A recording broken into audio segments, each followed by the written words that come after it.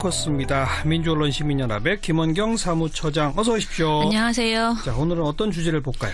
예, 일단은 지금 비트코인이 가장 큰 화제가 되고 가상화폐. 있습니다. 네, 게다가 뭐 정부가 오락가락 뭐 정책 혼선 이래서 보도들이 굉장히 많았죠. 예. 가장 많은 지적은요. 사실은 정부의 우왕좌왕하는 태도가 혼란을 부추겼다. 그리고 대응이 늦었다라는 것에 대한 지적이었습니다. 사건을 좀 말씀을 드리면 지난 11일에 박상기 법무부 장관이 가상화폐 거래소 폐쇄를 위한 특별법 법안을 준비하고 있다라고 말하고 최종구 금융위원장이 또 같은 생각이라고 했죠. 그래요. 그리고 당일 윤현찬 청와대 그 수석이 또 비슷한 그러니까 반대의 이야기를 했습니다. 그리고 김동연 부총리가 거래소 폐쇄가 확정된 사안은 아니라는 입장을 발표를 했습니다. 마치 확정된 것처럼 법무장관이 말하고 아직 확정은 아니라고 하고 또 그다음에 인터뷰에서는 아직 살아있는 옵션이다라고 하고 뭐 이런 보도들이 쭉 있었습니다. 그렇죠. 그러자 당연히 나올 만한 지적인데요. 혼란을 부추겼다, 대응이 늦었다 등의 지적이 나왔습니다. 실제로 가상화폐 시세가 널뛰었다는 점은 사실이고요. 그리고 투기과열 현상을 보이고 있다는 점에서 좀 늦었다는 것도 사실입니다.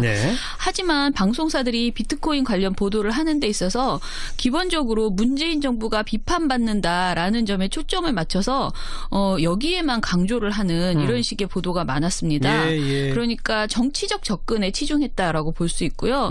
정작 비트코인 투자의 문제점 자체는 제대로 보도하지 않는 경우가 많았다는 점은 아쉬웠습니다. 그리고 가상화폐를 통해서 한몫 챙긴 사례를 나열해서 이것은 오히려 투기를 부추기고 호기심을 자극하는 보도가 아닌가라는. 그런 보도도 있었어요? 네. 어떤 보도입니까? 예를 들면 TV조선이 13일 내놓은 나라 안팎 가상화폐 초대박 설설설이라는 보도가 있었는데요. 제목 자체가 초대박 설설설이에요? 네. 보도는 내심 가상화폐 투기 열풍이 사그라들지 않길 바라는 것 아니냐는 생각이 들 정도였어요. 여러 위험이 있는데도 가상화폐 투자를 멈추지 못하는 이유, 이른바 대박이 난 사례가 있기 때문입니다. 자칭 수백억 원을 벌었다는 경험담이 쏟아집니다. 도대체 얼마나 많은 사람이 얼마를 번 사례가 있을까요? 라면서 보도를 통해서 가상화폐 투자 대박 사례를 나열했습니다. 그래요? 앵커는 이런 구미가 당기는 멘트를 한 다음에 이렇게 간단하게 말합니다. 유념하셔야 할 것은 돈을 잃은 사람도 상당수라는 겁니다. 라고 충고했어요. 그런데 이제 리포트를 보면요. 리포트 시작부터 비트코인으로 처음 대박을 낸 부자는 미국 제이미 거래소를 설립한 쌍둥이 윙클보스 형제다. 그리고 리플랩 회장인 크리스 라센, 라이트코인 창시자인 찰리 리가 큰 돈을 벌었다고 매우 자세히 구체적으로 알려줍니다. 이름까지. 네. 그리고 마크 저커버그 페이스북 회장은 올해 가상화폐를 공부하겠다고 선언했다. 그리고 마이크로소프트 창시자인 빌 게이츠도 가상화폐의 전망을 낙관했다라고 전했습니다. 그리고 국내에서도 100만 원으로 시작해서 340억 원을 벌었다는 사례가 최근 투자자들 사이에서 회자되고 있다. 그리고 몇억 원 수익을 냈다는 확인되지 않은 경험담도 수없이 생성되고 있다. 이렇게 보도를 합니다. 확인되지 않은 경험담, 투자자들 사이에 회자된다. 이런 표현을 쓰면서 그냥 다 나열하는군요. 2분 3초짜리 보도에서 앵커 멘트를 제외하고 무려 1분 10초가 넘도록 성공 사례를 쭉 소개를 한 것이에요. 그것도 확인되지 않은 사례들 아닙니까? 그렇죠. 그래서 인터넷 방송을 진행하는 가상화폐 투자자의 10초 만에 600 이렇게 소리 지르는 그런 흥분에 찬 목소리도 들려줍니다. 반면에 투자 위험에 대한 그 내용은 굉장히 적게 보도했거든요. 그러니까 하지만 손실을 본 경우도 적지 않습니다. 실내 워렌 버핏, 마윈 등은 가상화폐에 신중한 입장입니다라고 관련 내용을 전해줬어요. 그런데 이게 너무 최소한의 안전장치도 없이 시장에서 투기 광풍이 일어서 지금 대책이 마련되고 있는 거잖아요. 그런데 이 상황에서 오히려 그 투기를 부추기는 듯한 이런 보도를 한 것은 적절하지 않다라고 봅니다. 그것도 이게 아마 예를 들어서 작년 11월이나 12월에 나온 보도라면 혹시 모르겠는데 얼마 전 13일자 보도에서 이랬다. 이건 정말 좀 문제가 있네요. 그러니까 정작 비트코인 투자 내지는 가상화폐 투자의 문제점과 이 투기 열풍의 문제점을 지적하는 것이 아니라 반대의 보도를 했다는 얘기고. 반대 보도를 하고. 반면에 정부의 실책 잘못을 비판하는 보도는 또 너무 강하다? 예를 들면 어떤 겁니까? TV조선 12일 보도 국정농단보다 코인 규제 더 나빠라는 제목의 보도가 있습니다. 뭐라고요? 국정농단보다 코인 규제가 더 나쁘다고요?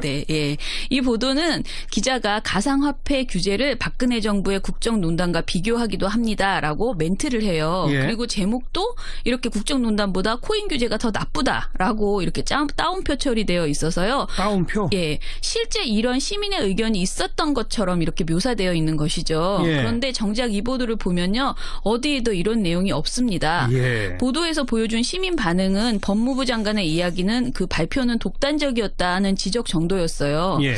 그런데 이거를 따옴표 쳐서 이런 제목을 써요? 제목으로 뽑고 기자가 말하고 이렇게 강조를 한 거죠. 뭘 인용했길래 따옴표를 친 겁니까? 그거는 저희가 못 찾았습니다. 이거를. 기사를 아무리 자세히 뜯어봐도 그 화면에도 나오지 않더라고요. 예. 채널A 역시 관련 이슈로 TV조선 못지않게 황당한 보도를 내놨는데요. 13일에 노트라우마 대 노트라우마라고 해서요. 노무현 정부의 노트라우마 그리고 트라우마가 없다라는 노트라우마 이렇게 했습니다.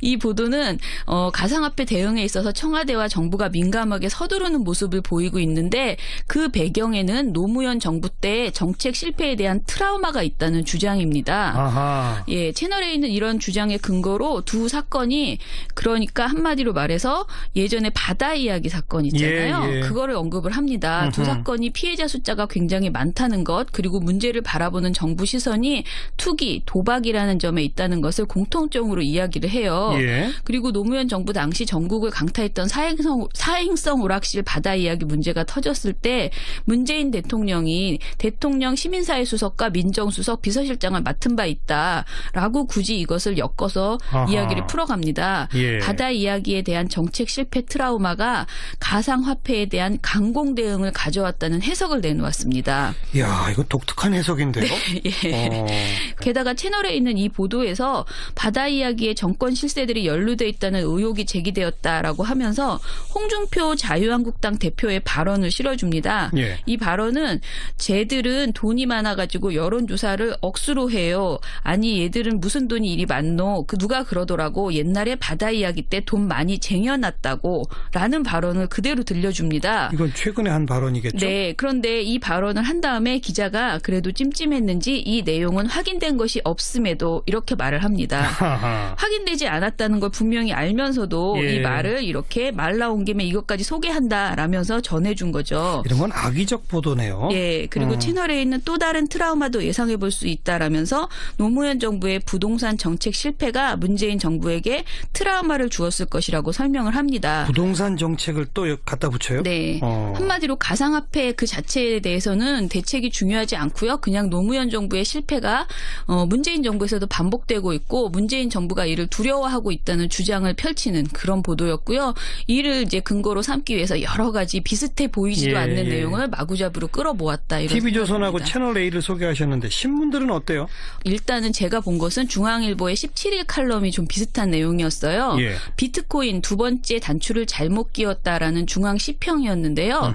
이철호 논설주간이 작성한 이 칼럼에서는 이번 정부가 보이지 않는 손보다 문 대통령의 개인기를 믿고 있다. 70%대 국정 지지율에다가 친문 댓글 부대 가로 열고 문꿀 오소리라고 썼습니다. 예. 친문 댓글 부대가 뒤를 받쳐주고 있기 때문이다라고 이야기를 하고요. 정치만 버텨주면 웬만한 경제 실패는 다 덮을 수 있다고 여기고 있다. 이 정부가. 예. 이런 자신감이 갑자기 흔들리고 있다. 비트코인 때문이다라면서 비트코인 얘기를 꺼냅니다. 예. 이 주간은 비트코인 가격이 순식간에 25% 곤두박질하자 돈을 잃은 2030 세대들이 청와대 게시판에 몰려가서 대한민국에서 처음 가져본 행복과 꿈을 빼앗지 말라며 난리를 부렸다. 예. 이렇게 전하고요. 예. 그리고 초기에는 여느 때처럼 문꿀 오소리가 동원돼 온라인을 장악했다라고 표현합니다. 예. 그리고 두 번째로는 코인 좀비라고 하면서 코인 좀비들이 문재인도 탄핵으로 가자, 지방선거 여서야대로 가자라는 댓글을 달자 순식간에 상황이 역전됐다고 또 전합니다. 아하. 그러면서 이 논설주간은 이 댓글들에 그러니까 여서야대로 가자 이런 글에 좋아요가 2만여 개나 달렸다. 네. 사이버 여론의 지배자 문꿀 오소리가 처음 완벽하게 패배한 것이다. 댓글로 흥한 자, 댓글로 망한다는 불길한 댓글까지 어른거렸다라고 상황을 설명을 합니다. 예. 굉장히 신나 보이는데요.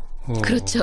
필자의 그 기분 상태가 막 나와요. 그래. 맞아요. 네. 이번 사태의 후유증은 넓고 깊다. 이명박이 4대강으로 22조 원을 날렸다면 문재인은 7시간 만에 100조 원을 날렸다. 박근혜가 삼성 돈을 빼앗아 최순실에게 넘겼다면 문재인은 내 주머니 용돈까지 털어갔다라는 댓글들이 이어진다고. 그러니까 댓글 중에 이런 내용을 굉장히 많이 인용해서 설명을 했습니다. 예. 하지만 거듭 말씀드리는 것처럼 과열된 투기 양상 속에서 사람들이 과격한 그 발언을 이렇게 보여주고 여론의 지배자 문꿀 오소리가 처음 완벽하게 패배했다라는 것은 매우 부적절하고 단정적인 표현이라고 생각이 되고요. 네. 이초로 주간이 계속 주장하는 친문 댓글 부대 문꿀 오소리라는 것은 사실은 특정하기도 어려울 뿐 아니라 국정원이나 사이버 사령부와 같이 정부에서 불법적으로 돈을 주고 댓글 공작을 한 것과 비교해서는 안 된다고 생각합니다. 다른 문제죠. 그렇죠. 예. 그럼에도 이 논설 주간은 마치 정부가 이들을 조직해서 그 여론을 조작하는 것처럼 이렇게 얘기를 하고 있습니다. 네. 제 생각에는 가상화폐에 대한 논란은 앞으로도 계속 이어질 것 같고요. 블록체인을 비롯한 가상화폐 기술은 굉장히 중요하고 이것에 대해서는 분명히 이야기를 해야 되긴 하겠지만은 투기 그 자체는 굉장히 사회적 혼란을 야기할 수 있기 때문에 방지해야 된다라는 이야기를 해야 될 것 같고요. 예. 이 와중에 정부 흠집내듯이 접근만 하는 것은 분명히 적절치 않다라고 보여집니다. 네. 뭐 이런 얘기 나온 김에 뭐 제 생각입니다만 청취자분들한테 문재인 정부를 지지하는 기사 내지는 칼럼이든 네. 비판하는 칼럼이든 간에 네. 주로 댓글을 인용해다가 네. 주로 장식하는 글들이 있다면 예. 양쪽 어느 쪽이든 간에 맞아요. 지지건 반대건 예. 그건 잘못된 기사입니다. 예, 예. 자기가 하고 싶은 말을 자기 입맛에 맞는 댓글만 골라서 네. 작성하면요. 네. 저라도 지금 앉아서 30개의 글을 쓸 수 있어요. 찬성 쪽 쓸 수 있고 반대 쪽 쓸 수 그렇죠. 있습니다. 네. 그건 기사라고 볼 수가 없어요. 예, 예. 네. 그래서 심지어 저희는 모니터하면서 그런 얘기를 하는데 이 댓글을 기자가 쓰고 자기가 기사를 쓴 것 아니냐라고 막 놀릴 때가 있습니다. 왜냐하면 근거가 없거든요. 네. 예. 거기까지 할까요? 네네. 다음 어떤 또 보도를 볼까요? 평창 올림픽과 남북 대화에 대한 보도들이 요즘 많이 나오잖아요. 예. 그런데 이런 중에서 오보나 카더라성 보도들이 제법 있습니다. 어떤 거죠? 일단은 지금 그 현송월 모란봉 악단 예. 그 악단장이죠. 예. 이분이 이제 그 이번에 북한 예술단으로 파견돼서 온다라는 사실이 알려졌잖아요. 예. 그랬더니 그 보도를 하면서 현 단장은 김정은 북한 노동당 위원장의 그 애인이었다. 한때 애인이었다는 설. 네, 그거 말이죠. 그걸 굉장히 많이 보도했습니다. 좀 이상했는데 이거 거의 모든 언론이 다 보도하지 않았나요? 거의 모든 언론이 이 말을 꼭 했습니다. 먼저 신문부터 보면요. 15일에 현송월 모란봉 악단 단장이 남북 실무접촉 대표에 포함됐다는 소식을 전하면서 6개 일간지가 모두 다 이 관련 내용을 보도했는데 언급하지 않은 곳이 단 한 곳도 없습니다. 예. 특히 경향신문은요. 15일 관련 기사 제목이 오늘 판문점 오는 김정은 옛 애인설 현송월 이라고 뽑았습니다. 예. 국내에선 현 단장이 김 위원장 옛 애인이라는 소문이 퍼져 있다라고 보도를 했고요. 심지어 이 뒤에는 하지만 정성장 세종연구소 통일전략연구실장은 현 단장이 김 위원장의 옛 애인이라면 부인인 리설주가 현 단장이 중책을 계속 맡으면서 남북 예술교류 전면에 나서도록 방관하지 않았을 것이라고 했다라는 발언을 덧붙여주거든요. 예. 이렇게 쓰면서도 제목을 이렇게 뽑아놓은 것이에요. 예. 그리고 한국일보와 한겨레도 비슷하게 현 단장이 김 위원장의 연인이었다는 주장도 있지만 확인된 바는 없다라고 그나마 보도를 했어요. 네. 동아일보도 김정은의 옛 애인 중 한 명으로 알려진 현송월 모란봉 악단장이라고 아예 단정적으로 표현을 했고요. 방송도 거의 비슷하죠. 방송은 더 심합니다. 그래요. TV조선의 김정은 옛 애인 가수 출신 노동당 간부라는 13일자 보도에서는요. 앵커가 현 단장에 대해서 가수 출신으로 노동당 간부가 된 인물입니다. 특히 김정은의 옛 여인으로 알려져 있습니다. 라고 단정적으로 설명했습니다. 예. 기자도 지난해 초 우리로 치면 대통령 비서실에 해당하는 노동당 서기실 과장에 임명됐다는 말이 나올 정도로 김정은의 신임이 두터운 곳으로 전해진다라는 설명에 앞서서 김정은의 옛 애인 중 한 명으로 알려졌다라고 언급합니다. 거의 똑같군요, 다. 네, 이런 식의 보도들이 사실은 굉장히 무리하게 사실로 밝혀지지도 않고 밝힐 수도 없는 내용이거든요. 그런데 이런 내용을 무책임하게 보도하고 있는 것이다라고 볼 수밖에 없습니다. 네. 물론 북한 체제의 특성상 김정은과의 어떤 개인적 관계라고 하는 것을 주목하지 않을 수 없기도 하지만 저 본인들 스스로도 계속 설 이렇게만 쓸 수밖에 없는데 빼놓지 않고 쓴다는 건 조금 문제가 있네요. 예, 그리고 이게 이제 가십성으로 흥미 위주의 얘기인 것이고요. 그리고 문제는 제가 보기에는 앞으로 이제 북한 응원단이 들어오면요, 이런 식의 흥미 위주의 보도가 더욱 더 쏟아질 것 같습니다. 북한 응원단 뭐 미모가 어떻고 뭐 이런 쪽으로 또 막 나가겠죠. 부디 남북 관계나 또는 북한 응원단 관련해서 선정적인 시각에서 접근하지 않았으면 좋겠다. 열심히 보도하는 건 좋지만은 그 미녀라는 것을 소비하는 식으로는 나오지 않았으면 좋겠다라는 생각입니다. 여기까지 수고하셨습니다. 감사합니다. 민주언론 시민연합 김원경 사무처장이었습니다. 사례가 최근 투자자들 사이에서 회자되고 있다.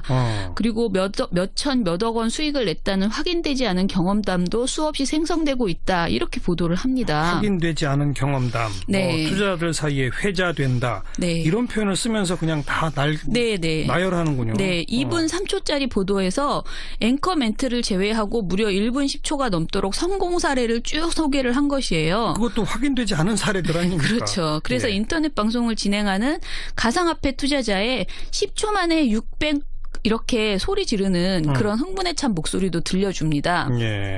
반면에 투자 위험에 대한 그 내용은 굉장히 적게 보도했거든요. 그러니까 하지만 손실을 본 경우도 적지 않습니다. 실내 워렌 버핏, 마윈 등은 가상화폐에 신중한 입장입니다라고 관련 내용을 전해줬어요. 그런데 이게 너무 최소한의 안전장치도 없이 시장에서 투기 광풍이 일어서 지금 대책이 마련되고 있는 거잖아요. 그런데 이 상황에서 오히려 지적인데요. 혼란을 부추겼다, 대응이 늦었다 등의 지적이 나왔습니다. 실제로 가상화폐 시세가 널뛰었다는 점은 사실이고요. 그리고 투기 과열 현상을 보이고 있다는 점에서 좀 늦었다는 것도 사실입니다. 하지만 방송사들이 비트코인 관련 보도를 하는 데 있어서 기본적으로 문재인 정부가 비판받는다라는 점에 초점을 맞춰서 여기에만 강조를 하는 이런 식의 보도가 많았습니다. 그러니까 정치적 접근에 치중했다라고 볼 수 있고요. 정작 비트코인 투자의 문제점 자체는 제대로 보도하지 않는 경우가 많았다는 점은 아쉬웠습니다. 그리고 가상화폐를 통해서 한몫 챙긴 사례를 나열해서 이것은 오히려 투기를 부추기고 호기심을 자극하는 보도가 아닌가라는. 그런 보도도 있었어요? 네. 어떤 보도입니까? 예를 들면 TV조선이 13일 내놓은 나라 안팎 가상화폐 초대박 설설설이라는 보도가 있었는데요. 제목 자체가 초대박 설설설이에요? 네. 보도는 내심 가상화폐 투기 열풍이 사그라들지 않길 바라는 것 아니냐는 생각이 들 정도였어요. 여러 위험이 있는 그렇습니다. 민주언론 시민연합의 김원경 사무처장 어서 오십시오. 안녕하세요. 자, 오늘은 어떤 주제를 볼까요? 일단은 지금 비트코인이 가장 큰 화제가 되고 가상화폐. 있습니다. 게다가 뭐 정부가 오락가락 뭐 정책 혼선 이래서 보도들이 굉장히 많았죠. 가장 많은 지적은요. 사실은 정부의 우왕좌왕하는 태도가 혼란을 부추겼다. 그리고 대응이 늦었다라는 것에 대한 지적이었습니다.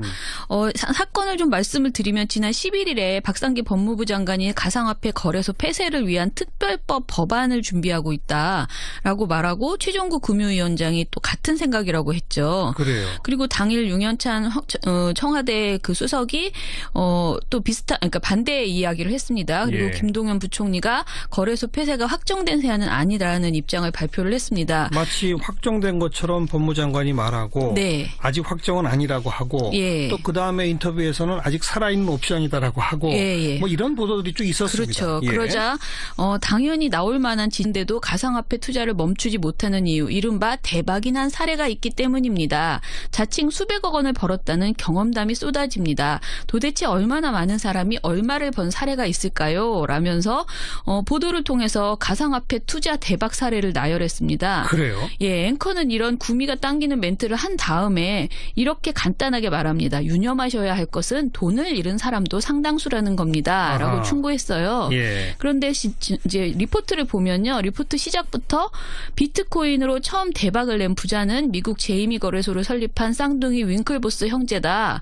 그리고 리플랩 회장인 크리스 라센, 라이트코인 창시자인 찰리 리가 큰 돈을 벌었다고 매우 자세히 구체적으로 알려줍니다. 이름까지. 네. 그리고 마크 저커버그 페이스북 회장은 올해 가상화폐를 공부하겠다고 선언했다. 그리고 마이크로소프트 창시자인 빌 게이츠도 가상화폐의 전망을 낙관했다라고 전했습니다.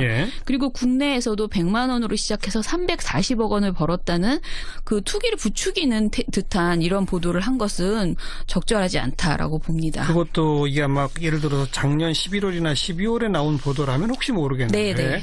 얼마 전 13일자 보도에서 이랬다. 예. 이건 정말 좀 문제가 있네요. 예. 그러니까 정작 비트코인 투자 내지는 가상화폐 투자의 문제점과 이 투기 열풍의 문제점을 지적하는 것이 아니라 반대의 보도를 했다는 얘기고. 예, 반대 보도를 하고. 반면에 네. 정부의 실책 잘못을 비판하는 보도는 또 너무 강하다? 네네. 예를 들면 그렇습니다. 어떤 겁니까? TV조선 12일 보도 국정농단보다 코인 규제 더 나빠라는 제목의 보도가 있습니다. 뭐라고요? 국정농단보다 코인 규제가 더 나쁘다고요? 네. 예. 이 보도는 기자가 가상화폐 규제를 박근혜 정부의 국정농단과 비교하기도 합니다라고 멘트를 해요. 예. 그리고 제목도 이렇게 국정농단보다 코인 규제가 더 나쁘다라고 이렇게 따옴표 처리되어 있어서요. 따옴표? 예. 실제 이런 시민의 의견이 있었던 것처럼 이렇게 묘사되어 있는 것이죠. 예. 그런데 정작 이 보도를 보면요.